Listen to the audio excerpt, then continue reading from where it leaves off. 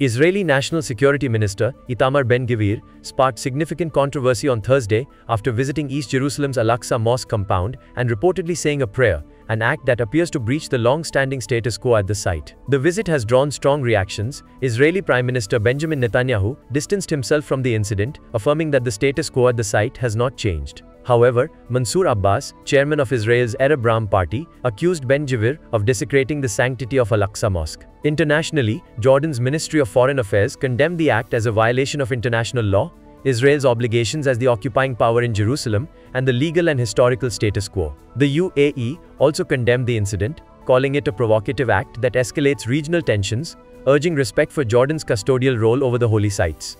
Qatar joined in the condemnation, stressed that the repeated attempts to alter the religious and historical status of Al-Aqsa Mosque represent the attack not only on the Palestinian people but also on 2 billion Muslims around the world. Meanwhile, the Arab League Secretary General strongly criticized the storming of the mosque, labeling it a provocative act aimed at stirring up emotions among the world's Muslims. The Al-Aqsa Mosque, the third holiest site in Islam, is managed by the Jerusalem Awqaf Department, an Islamic trust affiliated with Jordan, while Jews regard it as the Temple Mount. Under the status quo, non-Muslims can visit the site but are not allowed to pray there. Ben-Gvir, however, posted on social media a photo of himself walking through the compound's plaza, claiming he prayed for Israel's soldiers, for the return of hostages, and for Israel's victory in the ongoing war.